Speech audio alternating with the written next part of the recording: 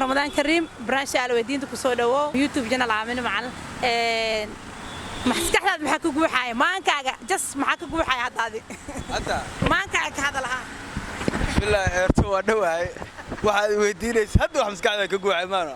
hadda maskaxda waxa ka guuxay 100 bilyan inay helo hadda guursada hadda waxa iga guuxaya ya hadda markaad soo maray ilaahay inta ka taasdaayta ay hortaada dhigan 100 bilyan oo lacag saakin la duco carra lacag nus ate ma bi arki leena ya China la China إيه دلك محاول دلك الاسكو خمسة وغيران وحنا بس وغيران لا كان صار لا شركة لا حمر دلك الاسكو خمسة ما لنا نجوجر بلوجان لا وحكوا ديننا مسكح هذا محكوا جرو كوكو حاي حتى عادية محكوا جرو أنا عن شخصته ما شاء الله هاي هو إذا أو شقايا والدين تدو حاول ترى أوكي محكوا جو حاي ما كاجا ما شاء الله وحياله بدنا كجوحايو عافمادك مره haduu qof bil aadan caafimaad haysan noloshiisa haaf way ka mid sama waxa uu miisan oo ko laga ma caafimaadku waa kusoo dhaw branch al wadiinta ramadaanka maankaaga maxaa ku jiro ama maskaxdaada maxaa ka guuxay وعليكم السلام aad baa ma santahay Ramadan Kareem maankayga waxyaalo badan baa ka guuxaya waxaa ka mid ah doorashada dalka oo kale amniga magaalada Muqdisho waxyaalo badan oo horumar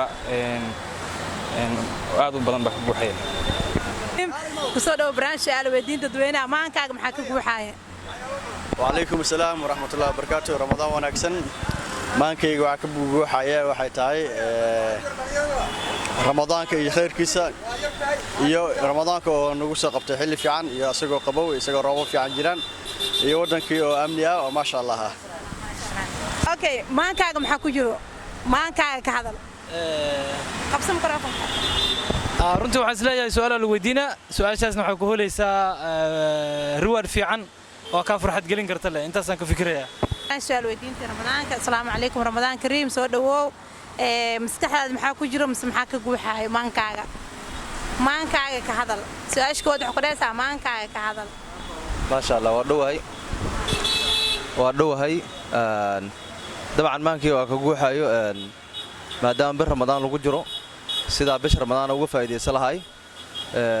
xagga maartay cibaadada inaa sameeyo markaysa نسانفيدو تربية لهاي بشهر رمضان ساسا مساعدة جوعيس طبعا مركل لقى بح واحد كلنا سوق لوان لقى بها ساعد لا تاجي مساعدة واحد جوعيس هنا بشهر رمضان كفايدة أنت أصلا براش رمضان كريم كسر دوا برنامج سؤال ودين تا محاك جوحي ما كعجة أمسك حد محاك جرو وحياة بدنا كجوحي محاك من ذات رادين الساعة مجتمع أو رادين الساعة كرالدو ما كعجة هذا حاجة عافمات مركان كهذا برشة وعبدان بعافمات كود استران qudaarta iyo waxyaabaha markaan ka leexano oo aan ka leexano u leexano waxyaabaha kiimika warshadaha laga keeno waxyaabahaas ay dhibaato ay dadku keeneen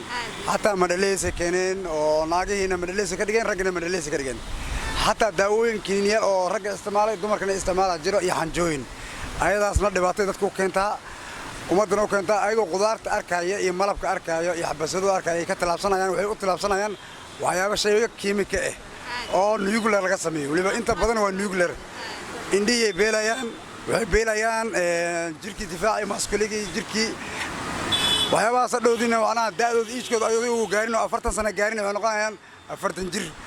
20 jir waa 40 jir oo gaaraya dumarkii oo arkaysa gabadhii oo 15 jir 20 jir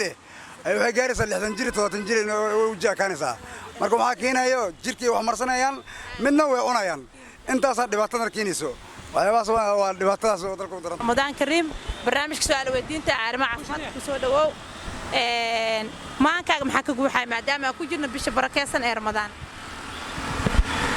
maankayga waxa ka guuxayo inaan bishan barakeysan ee Ramadan aan ka faa'iideysano waa bil martino oo ilaahay oo nagu waajib yeelay يا أيها الذين آمنوا كتب عليكم الصيام كما كتب على الذين من قبلكم لعلكم تتقون إلهي سيد